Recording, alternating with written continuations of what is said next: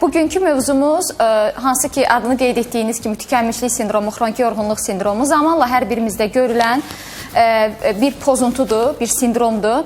Xroniki yorğunluq sindromu, tükənmişlik sindromu əslində bu bir sinifləndirilməmiş bir sindromdur. Yəni hər hansısa bir xəstəliklərə qrupuna daxil deyildir. Yəni beynəlxalq təsnifatlandırılmamışdır. Lakin bir depressiyanın alt tipi kimi görülən bir pozuntudur. Ümumiyyətlə, mən istəyərdim ki, indi adını sadaladınız, yəni xroniki yorğunluq sindromunun. İlk növbədə istəyərdim ki, bir biokimyasından giriş edək, simptomlarına, daha sonra klinikasına. Çox gözəl olar. Bəli. Yəni, bilək ki, bu proses necə baş verir? Əslində, bunu biz görmürük, amma bu öz-özlüyündə bu proses gedir bizim orqanizmimizdə. Mən istəyərdim ki, bir çəkərək kiçik formada bunu izah etmiş olum. Əyani şəkildə də görürük. Bəli. Çünki bu pozuntu sindrom deyə qeyd edirik. Əslində sindrom nədir? Sindrom bir simptomlar toplusudur. Yəni çoxlu şəkildə əlamət olanda, cəmlənəndə sindrom deyirik. Artıq biz xroniki yorğunluq sindromuna, tükənmişlik sindromuna nə zaman artıq pozuntuya keçir bu? Bu artıq 6 ayın üzərində davam etdikdə və bizim həyat keyfiyyətimizi aşağı saldıqda, rutin həyatımızı pozduqda, funksionallığımızı, iş qabiliyyətimizi, əmək keyfiyyətimizi pozduqda artıq buna bir pozuntu deyirik, xəstəlik deyirik və gəlin ilk növbədə bunlara bir izah gətirək. İstəyirsiniz o şəklin üzrünü çevirin, göstərək, həm də izləyicilərimiz də görsünlər əyani şəkildə və doktorumuzun əlaqə nömrələri ekranlarda. Hal-hazırda studiyamızın qonağı həkim psixiatr Aytən Namazovadır. Xroniki yorğunluq sindromundan danışırıq, tükənmişlik sindromundan danışırıq. Hansı ki, hal-hazırda bir çox insan məhz bundan gileylənir ki, daim yorğunam, gücsüzəm, enerjisizəm, səhər-səhər gözlərimi açmaq istəmirəm, günə necə başlayacağımı bilmirəm, yaşamaq həvəsim o dərəcədə deyil, sanki tükənmişəm, heç nə məni sevindirmir. Əgər bu sözləri özünüz deyirsinizsə və yaxud ətrafınızda belə insanlar varsa, elə onlar üçün də dinləyib o məsləhətləri onların da tətbiq etməsinə imkan yarada bilərsiniz. Burada sadəcə, bəli, Günah xanım, izah kimi verdim. İndi mən danışacağım, bu kəllə şəklidir, başdır, elə belə yumru çəkdim. Və burada böyrəklərdir, böyrək üstü vəzidir. Mən bir giriş eləyim, danışım lap başdan. Ümumiyyətlə, beynimizin bir neçə payı var. Bir sıra funksiyaların icra olunmasında bizdə, belə deyək, gicgah payı böyük rol oynayır. Gicgah payı temporal paydır və gicgah payı temporal paydır və bunun içəri səthində hər zaman bir stres faktoru bədənimizdə var. Qorxu var, həyəcan var, stres var, gərginlik, narahatlıq, təşviş var. Və bu zaman gicgah payının içəri sərtində amigdala var. Amigdala badam formasındadır. 2 ədəddir. Sağ və sol gicgahın içəri səthində hipokampusun önündə yerləşir. Və amigdala bir qorxu mərkəzidir. Düşünün ki, bir qorxulu, həyəcanlı, təşvişli, təlaşlı vəziyyət yarandıqda orqanizm üçün siqnal olan bir mərkəz qorxu mərkəzidir. Həmin bu amigdaladır. Və bu müddətdə amigdala bir insan qorxduqda mı, yorulduqda mı, həyəcanlı, bir belə deyək də, orqanizmi bir həyəcanlandıran vəziyyət olduqda amigdala oyanır, qıcıqlanır, tətiklənir. Və bu tətiklənmiş, oyanmış vəziyyət beyində bir məlumat ötürməlidir ki, beyin hazır olsun, orqanizmə məlumat ötürsün, neynəməliyik axı, biz həyəcanlıyıq. Və bu zaman amigdaladan bu həmin tətiklənmiş məlumat talamusa ötürülür. Və talamusdan isə bu məlumat ötürülür hipotalamusa. Hipotalamus da beynimizdədir. Hipotalamusdan bu zaman bizim kortikotropin releasing faktor var. Və yaxud da buna hormon deyək. Sintez olunmağa başlayır. Baxın, bu beyində. Və bu sintez olunduqdan sonra hipotalamusda həmin bu məlumat hipofizə ötürülür. Hipofizin də ön və arxa payı var. Ön paydan bazafil hüceyrələri olur. Mən niyə belə diqqətli izah edirəm? Çünki məlum olsun insanlara ki, ümumiyyətlə necə baş verir bu proses. Ön paydan bazafil hüceyrələrindən bu zaman AKTH, adrenokortikotropin hormonu sintez olunur. Və AKTH hormonu sintez olunaraq bu zaman hipotalamus sinir və endokrin sistem arasında bir əlaqə yaradır. Artıq beyinlə olan məlumat bitir və bu impulslar siqnal olaraq ötürülür. Bu böyrəklərdir gördüyümüz kimi. Böyrəklərin də üst hissəsində, indi biraz çəkməyim zəif olsa da şilyapa formasında böyrək üstü vəzi yerləşir. Cütdür bunlar da, 2 ədəddir. Hər bir böyrəyin üzərində yerləşir. Və bu məlumat siqnal olaraq ötürülür böyrək üstü vəziyə. Böyrək üstü vəzdən bu zaman bu həyəcanlı siqnal nəticəsində orqanizm oyatmalıdır və böyrək üstü vəzin 2 maddəsi var. Beyin maddəsi var, buna biz medula deyirik və qabıq maddəsi var. Bu zaman beyin maddədən adrenalin, noradrenalin və yaxud da buna epinefrin, norepinefrin deyirik. Qabıq maddədən isə kortizol, qlükokortikoidlər ifraz olunur. Və nəticədə adrenalin fonunda orqanizmdə bir təşvişli həyəcan, bir siqnal ötürür. Orqanizmdə adrenalin də orqanizmin bir belə deyək, tədbirli olmasına çağırır. Hücuma keç, hazır ol. Və bu zaman adrenalin sintez olunduqdan sonra artıq beyində digər bir impulsların ötürücülüyü artır. Nə baş verir Günay xanım? Bildiyimiz kimi beynimizdə çoxlu mediatorlar var, neurotransmitterlər var. İnsanlarımızın ən çox tanıdığı bunlardan da serotonin və dopamindir. Bildiyimiz kimi dopamin və serotoninin ümumiyyətlə bu beynin həyəcanlı vəziyyətində siqnallar ötürülür və enerji siqnalların axışı artır. Nəticədə nə baş verir? Serotonin və dopaminin daşıyan, serotonin və dopamin iki dənə neuromediatoru daşıyan beyində genlər var. Həmin bu genlərin də fəaliyyəti artır. Əgər bizim genlərimizdə genetik olaraq, nəyə görə deyirlər bəzən Günay xanım, hansısa xəstəlikdə genetik yatqınlıq var, genetik olaraq bizdə əgər bunlarda polimorfizm varsa, polimorfizm sözünün mənası nə deməkdir? Yəni genlərdə bir dəyişiklik varsa, bir şaxəlilik varsa, fərqlilik varsa, bu zaman nə baş verəcəkdir? Bu dopaminlə serotonin bu vəziyyətimizdə çoxlu sintez olunmağa başlayır və genlərdə dəyişiklik olanda, məsəl üçün serotonində biz SS alleli deyirik, dopamində isə guanin, 2 asid, amin asid alleli deyirik. Dəyişiklik olanda bunlar başlayır sürətli çalışmağa. Çünki orqanizm həyəcanlı vəziyyətdədir. Yəni daha çox ifraz olunur. Bəli, daha çox ifraz olunur, tam doğru. Daha çox sintez olunur və sintez olunduqca beyin daha çox onu istəyir, tələb edir. Sintez olunduqca genetik olaraq burada polimorfizm var, bayaq qeyd etdiyim kimi. Dəyişkənlik var. Düzgün sintez Meyillilik var, bəli. Və düzgün sintez oluna bilmir. Orqanizmdə, yəni beyində dopamin və serotonin miqdarı düşür, artıq patogenetik olaraq bu xəstəlik başlayır. Necə olur? Həmçinin yanaşı olaraq neyrofiziologiyasında deyim. Neyrofizioloji olaraq bu enerji siqnalı artanda beynin beta dalğaları var. Beta dalğaları bir enerji, sürət dalğasıdır. Beta dalğaları 15-in, bəzən 30-un üzərinə qalxır və bu zamanda beyin sürətli çalışır, həyəcanlı, stresli olur.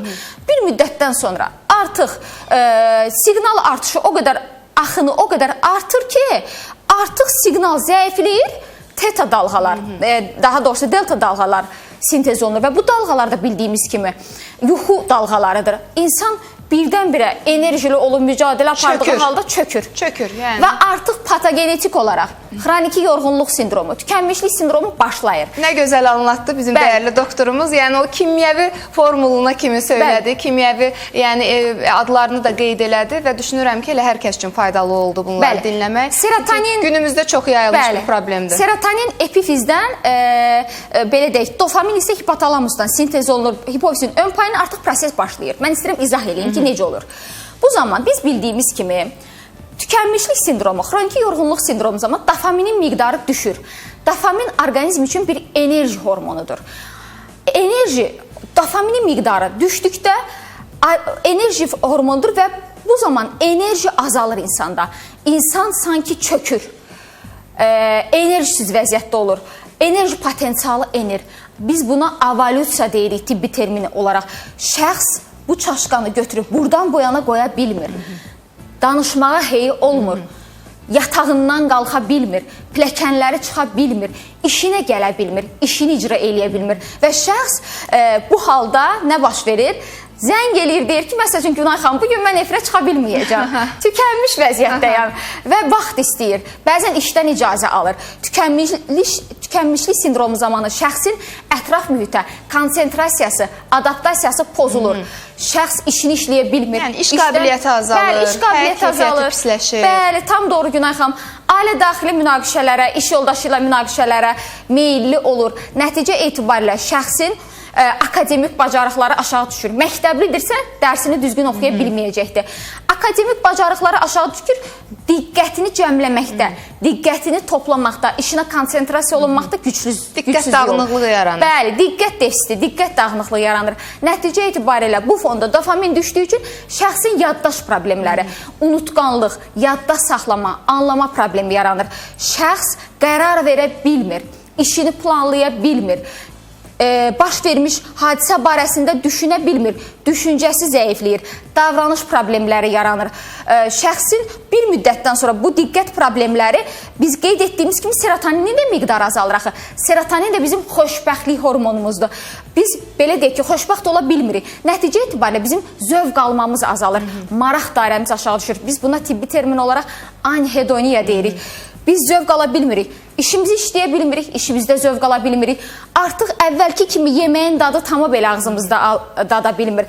Əvvəllər nədənsə zövq alırdıq, alışverişdənmi, nə bilim, bir zövq aldığımız bir aktivitədənmi, artıq onlardan zövq ala bilmirik. Ona da həvəs qalmır. Tükənmiş, yorğun, bitkin vəziyyətdə oluruq. Nəticədə bu düşkünlük, əhval-ruhiyyə düşkünlüyü, enerji potensialının enməsi bizdə yuxusuzluq problemi yaranır.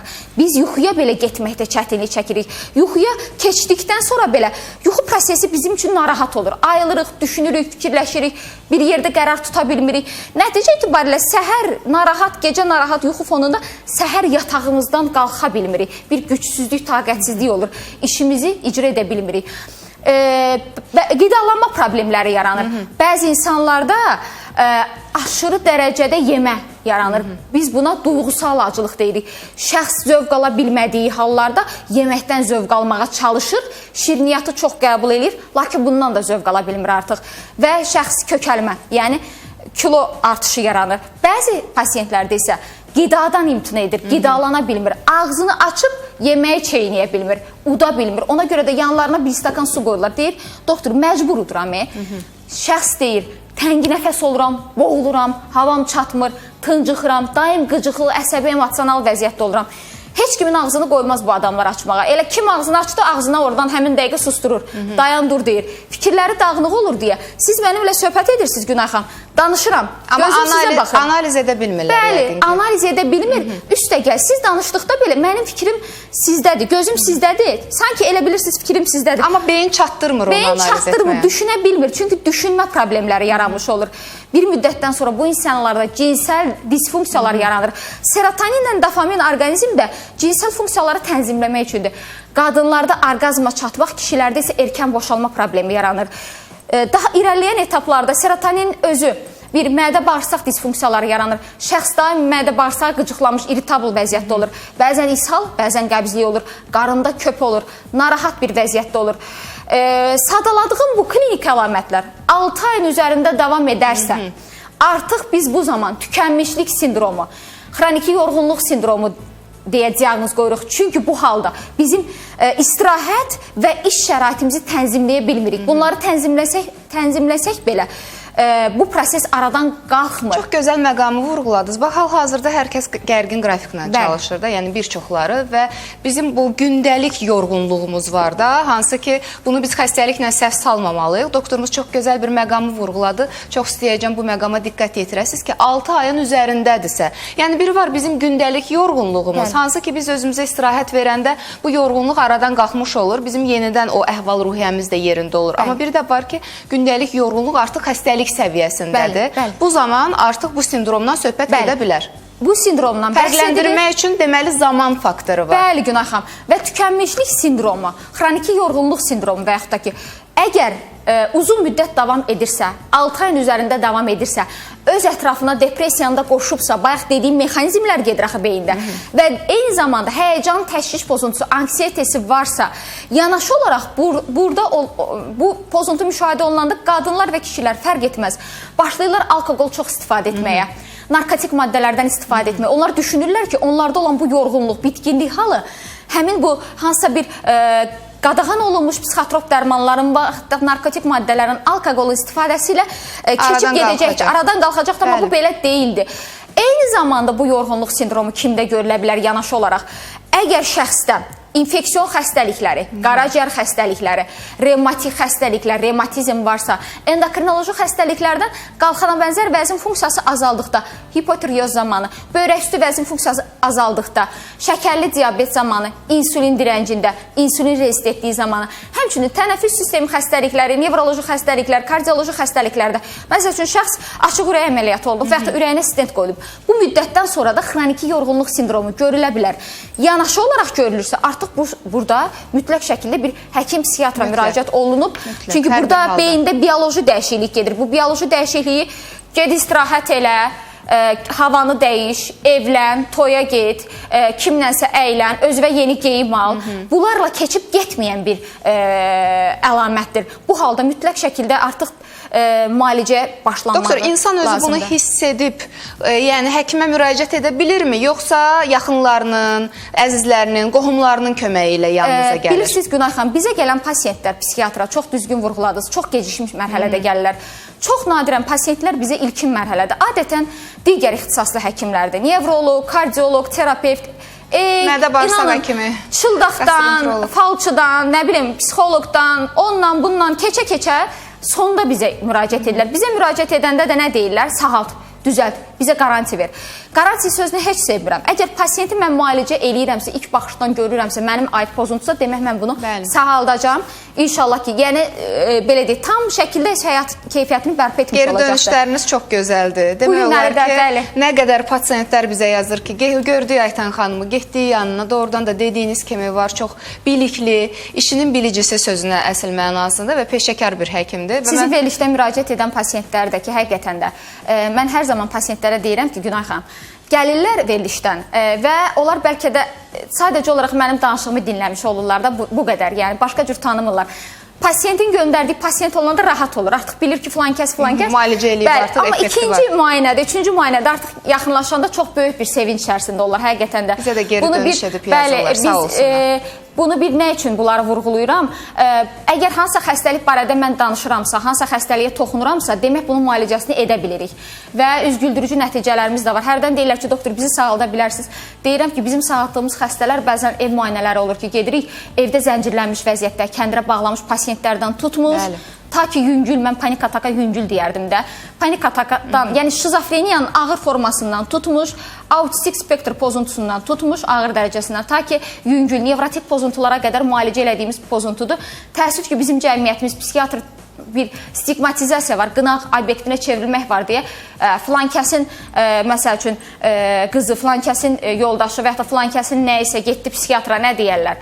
Bir stigmatizasiya olduğuna görə... Burada bir gizlilik də qoyulur. Təbii, mən anlayıram. Belə deyən insanlar nə qədər də desək ki, məlumatlanırıq, maariflənirik. Belə insanlar həmişə olub aramızda, cəmiyyətimizdə yenə də olacaq. Amma təbii ki, burada gizlilik, məxfilik qorunur. Əgər siz istəmirsinizsə, həkim psixiatr və siz pasiyent biləcəksiniz bunu və yaxud da onun yaxını biləcək, onu ora gətirən şəxs biləcək. Bir də bax, hal-hazırda bizə izləyicilərimiz suallar yazırlar, Aytan xanım. Mən istəyirəm ki, elə bax, onu da ünvanlayayım sizə. Söyləyirlər ki, bu sindrom, yəni xroniki yorğunluq sindromu, tükənmişlik sindromundan danışırıq. Bu sindromun bədəndə hansı fiziki əlamətləri olur? Yəni, biz onu necə hiss eləyirik ki, bu bizdə var?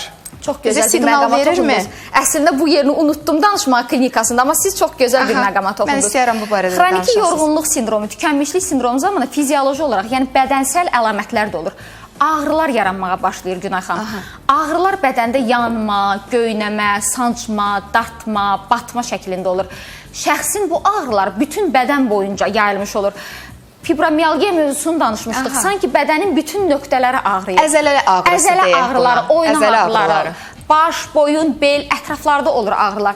Bəzən bu ağrılardan başqa fiziksel olaraq uyuşma, keymə, belə deyək ki, halsızlıq fonunda bəzən belə deyək ki, deyir bədəndən elə bir tok keçir doktor. Bax, belə bir hallarda müşahidə oluna bilir. Bu artıq fiziksel əlamətləridir. Doktor, bir də baş ağrısından çox gileylənən insanlar var, eyni halları yaşayaraq. Baş ağrısı da müşahidə olunur mu bu halda? Baş ağrıları da olur, baş gicəllənmə də olur, ürək bulanma da olur, qusma da olur. Günay xanım, o qədər klinik tablo zəngindir ki, xroniki yorğunluq sindromunda. Bu sindromla olan pasiyentlər adətən o qədər həkim gəzirlər. Gedirlər, ürəyini echo eləyirlər, kardioqram eləyirlər, başını MRT eləyirlər. Nə bilim, mədə-bağırsaq şikayəti varsa endoskopiya, kolonoskopiya, rentgen, ultrasəs müayinəsi, yəni UZI belə deyək də, cəmiyyətimiz başa düşsün, UZI müayinəsindən keçirlər, amma heç bir şey aşkarlanmır. Aşkarlanan hal belə və yaxud analizlər verirlər, laborator testlər verirlər, qanın analizi, CD-nin analizi. Aşkarlanacaq vəziyyət hansısa bir xəstəliyin kəskin durumuna və yaxud da ki, xronikləşmiş bir xəstəliyə səbəb olmur. Sadəcə olaraq zamanla hər birimizdə yaranan bir halda. Bir də onu da qeyd edim, laborator analiz dedim. Xroniki yorğunluq sindromu olan insanlarda qidalanma problemi yarandığı üçün bunlarda B12 defisiti, dəmir defisiti, D vitamini əksikliyi də yaranır. Bunları da yanaşı olaraq müalicə etapında lazım gəldikdə bərpa edirik. Lakin bunlar bərpa olunsa belə, xroniki yorğunluq sindromu davam edir axı. Bu tək qan analizində görülən tabloya görə deyil, beyin kimyasına görə bunu hansı ki o kimyanı siz çox geniş şəkildə bizə anlattınız. Doktor müalicəsi haqqında da məlumat verəcək. Dəyərli həkim psixiatrımız Aytən Namazova bizlə bərabərdir. Müzakirəmiz davam edəcək, suallarınız da səslənəcək. Elə mən doktoru dinləyirdim, amma yeri gəlmişkən sualları da ünvanladım. Bu müddət ərzində suallarınızı da yaza bilərsiniz. Doktorumuzun özü ilə də əlaqə saxlaya bilərsiniz. Qəbuluna yazılmaq istəyənlər üçün əlaqə nömrəsi ekranlarda. 050 377 54 22 099 377 54 22. Qısa aradan sonra davam edirik. Sağlamlığınızın qeydinə qalmaq üçün buradayıq. Proqramımız canlı yayımlanır. Yeni qoşulan tamaşaçılarımızı salamlayıram. Uğurlu gün, uğurlu həftə arzulayıram və qeyd edim ki, hal-hazırda studiyamızın dəyərli həkim qonağı, həkim psixiatr Aytən Namazovadır və mən Aytən xanıma təşəkkür etmək istəyirəm ki, hətta reklam fasiləsində belə TikTok üzərindən gələn canlı yayımları üzbəyüz izləyicilərimiz üçün cavablandırdı və çox bilikli, çox savadlı. Mən hər zaman söyləyirəm ki, artıq həkim ilk cümləni, ilk sözü işlədəndə bilmək olur ki, o hansı savada malikdir və mən çox sevinirəm ki, Aytən xanım da bizim komandamızdadır və artıq çox şadam, Günay xanım, çox şadam, həqiqətən. Var olasınız, elə biz də çox şadam. Sizin də o xəstəlikləri diskussiya etmək özü bir zövq verir insana. Hətta bəzən yazırlar, Günay xanım həkimdir. Çünki Günay xanım o qədər diqqətlə dinləyib və daha sonra heç mənim unudub danışmadığım yerlərdən suallar verirsiniz ki, yəni insan bu qədərmi, yəni tibbə doğru olaraq diqqəti, həqiqətən də klinik gedişatında nəyə danışmadım, Günay xanım onu vurğulayır. Var olasınız, mən çox diqqətlə dinləyirəm. Çünki mən istəyirəm ki, həm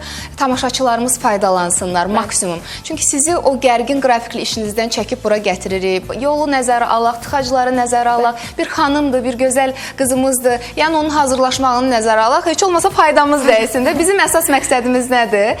Faydamız dəysin izləyicilərimizə, faydalı olmaq və bugün də çox aktual bir mövzudan danışırıq. Çox təəssüflə qeyd edirəm ki, bu mövzu bir çoxumuza aiddir. Xroniki yorğunluq sindromu, tükənmişlik sindromundan danışırıq və bəzən görürsən ki, insanlar arasında belə bir yanlış düşüncə olur ki, bu sindrom müalicə olunmur. Əgər bu varsa, bütün həyatı boyu səninlə olacaq. Amma mən istəyirəm ki, bir peşəkarın dilindən eşidək. Bunun müalicəsi varmı? Varsa necədir? Bəli, xroniki yorğunluq sindromu, tükənmişlik sindromu müalicə olunur. Çox düzgün vurğuladınız. Bəzən insanlar elə bilir ki, bu elə bunun həyat tərzidir. Bəli, elə bu həyat tərzi deyil. Mənim xarakterim budur, mən beləyəm. Bəli, mən beləyəm, mən halsızam, yəqin çox yoruldum və yaxud da ki, nə bilim, hansısa bir işim düz gətirmədi deyə belə oldu. Artıq uzun müddət davam edirsə, mütləq bir psixiatrın qapısını döyməlisiniz. Niyə görə psixiatr deyirəm? Bizə müraciət edirsiniz gecikmiş mərhələdə. İstənilən müayinələrdən keçirsiniz, ümidsiz gəlirsiniz. Amma əslində bu müalicə olunan bir xəstəlikdir. Baxmayaraq ki, xroniki yorğunluq sindromu, bayaq qeyd etdiyim biokimyəvi olaraq serotonin, dopamin düşür, çökkün bir ruh halı yaranır, enerji potensialı enir. Bizim məqsədimiz həmin bu neuromediator səviyyəsində dərmanları verərək beyinə təsir göstərməkdir. Bitkisəl, bioloji fəallığa malik olan dərmanları deyil. Çünki o dərmanlar müvəqqəti olaraq sizi ruh halınızı sakitləşdirə bilər. Dərman bitdikdən sonra yenə xəstəlik əlaməti amma müalicə, o kök, yəni o altda yatan səbəb müalicə olunmur. Müalicə olunmur. Müalicəyə başlayırıq. Müalicədə dərmanları asta-asta dozanı həftə və yaxud da gün ərzində baxır verdiyimiz dərman preparatının xarakterinə, xüsusiyyətinə. Və daha sonra müalicəni bir neçə ay sürdürürük, sonra azaldıb kəsirik. Xroniki yorğunluq sindromu, depressiya, təşviş pozuntusu yanında görülürsə, yanında narkotik maddələri istifadə edən şəxslər, alkoqol istifadə edən şəxslər, yəni asıllıq deyə bir hal varsa, bunlara da müalicə etmiş oluruq. Lakin bunun yanaşı olaraq bəzən şəxslərdə revmatizm, bayaq qeyd etdiyim kimi, hansısa bir endokrinoloji xəstəlik, hipotireoz, böyrək üstü vəzin xəstəlikləri və yaxud da ki, ürək xəstəlikləri, əməliyyatdan sonraki vəziyyət durum varsa, bizim dərmanla yanaşı olaraq həmişə soruşurlar, doktor, qəbul edə bilərəmmi? Bəli, təbii ki. Zoba görə, məsəl üçün, və yaxud da ki, hipotireoza görə dərman qəbul edirsinizsə, edə bilərsiniz. Şəkərli diabetə görə dərman qəbul edirsinizsə, edə bilərsiniz. Paralel olaraq həm somatik xəstəliyinizin müalicəsi etdirmiş olursunuz digər ixtisaslı həkimdə, amma artıq xroniki yorğunluq sindromu, tükənmişlik sindromu varsa, bizim müalicə ilə o sindromu aradan qaldırmış oluruq və həyat eşqiniz artır, həyatınıza daha böyük enerjili olursunuz və həyatınıza bir rəng qatmış olursunuz. Doktorla əlaqə 050 377 54 22 099 377 54 22. Doktor, tez-tez sualları səsləndirəcəm. İstəyirəm ki, hamısını cavablandıraq. Mən səhər oyananda belə yorğun oluram, izləyicimiz yazır. Halbuki kifayət qədər yatıram. Bu tükənmişlikdir, yoxsa bəlkə vitamin əksikliyi ola bilər? Günah xanım, əgər şəxs yetərincə yatmağına baxmayaraq, yetərincə nə bilim istirahət edib, düşünür ki, işdən istirahəti tənzimlədim, tənzimlənməsinə baxmayaraq gün ərzində o yorğunluq onun canından çıxmır, küt vəziyyətdə olur. Belə deyim də, bayaq qeyd etdiyim kimi bir evdar xanımsa qab yuya bilmir, işə gedə bilmir və yaxud da ki, işini icra eləyə bilmirsə, artıq burada xroniki yorğunluq sindromundan bəhs edilir. Dedi ki, vitamin əksikliyi ola bilərmi? Bəli. Bəzən vitamin əksikliyini aradan qaldırsaq belə bu xroniki yorğunluq sindromu aradan qalxmır. Mən ona görə deyirəm ki, artıq müalicəyə başlamaq lazımdır bu etapda. Daha bir izləyicimiz yazır, xanımdır, yazır ki, əslində bir çox xanımların dilindən səslənmiş olacaq bu sual. Elə diqqətlə dinləsin bizim xanımlarımız deyir. Ev işləri, uşaqlar və həyat yoldaşım arasında tükəndiyimi hiss edirəm, amma həkimə getməyə utanıram. Bu elə hallar ciddi sayılırmı? Utanır. Utanmağın özü də bir bəzən belə deyək, dərinləşəndə artıq insanlarda bu da bir xəstəliyə çevrilir. Ağırlaşır. Cəmiyyət arasında öz sözünü deyə bilmir, ifadə eləyə bilmir. Utanmasınlar. Yəni burada utanmalı bir şey. Utandıqca öz xəstəliklərini gizlədirlər, daxilən çökmüş vəziyyətə düşürlər. Və sonradan artıq müəyyən bir, bayaq dedim, ailəlidir. Cinsəl disfunksiyası da zəifləyəcək. Artıq həyat yoldaşından öz arasında olan o bağ qopacaqdır və artıq heç nə ona zövq verməyəcəkdir. Ailə daxili münaqişələrə səbəb olacaqdır. Bunların baş verməmək üçün və yaxud da baş veribsə qarşısını almaq üçün mütləq şəkildə müraciət etmək lazımdır. Bir sualı da oxuyacağım. 8104 nömrəli abunəçi yazır. Bu qaynar xəttimizə gələn sualdır. Günay xanım, sizi və doktorumuzu salamlayıram. Mən dərmanları, qaxdan yazır özdə bizə, salamlayırıq. Mən dərmanları saxlayan kimi panik atakım təzdən qayıdır. Niyə sağalmıram? 6-7 ildir müalicə alıram. Panik atak xəstəliyin müalicəsi 6-8 aya tam şəkildə sağalır. Əgər sizin seçdiyiniz həkim psixiatrdırsa, mütəxəssisdirsə və bu halda təyin etdiyi dərmanlar qrupu vacibdir və həkimin yanaşma tərzi vacibdir, dərmanların dozalanması vacibdir və hansı müddətdə doza qaldırılıb endirilməlidir, vacibdir. Yəqin ki, ya sizin özünüz dərmanları qəfil kəsirsiniz və yaxud da ki, müalicə olunduğunuz həkim digər ixtisaslı həkimdir deyə mütləq şəkildə bu proses panik atak, panik pozuntuq psixiatrik xəstəlikdir və onu psixiatr müalicə edir. Həkim psixiatr müalicə etməlidir. Tam sağalır 6-8 aya, belə deyərdim, 6-8 ay tam sağalma deyirəm. Bir ayında xəstə tam belə deyək ki, 90% düzəlmiş olar, 3 ayında tam düzəlmiş olur. Müalicəni ona görə sürdürürük ki, bədənlə dərman bir-birinə uyğunlaşsın. Artıq 6-cı ayından etibarən asta-asta dərmanları azaldıb kəsirik. Və tam yəni geri dönüş olmasın. Bax, deyirsiniz, panik atak gedir və qayıdır, geri dönüş olmasın deyə müalicə taktikası da doğru olmalıdır. Doktor, mən sizə təşəkkür edirəm. Çox sağ olun, minnətdaram. İnşallah növbəti görüşümüzü səbirsizliklə gözləyirəm və dəyərli həkim psixiatr Aytan Namazovanın qəbuluna getmək istəyənlər, onunla əlaqə saxlamaq istəyənlər, suallarını ünvanlamaq istəyənlər üçün bir daha əlaqə nömrələrini qeyd edirəm. 050 377 54 22 099 377 54 22. Qısa aradan sonra yenə bir aktual mövzu ilə qarşınızda olacağıq. Ekrana daha yaxın əyləşin.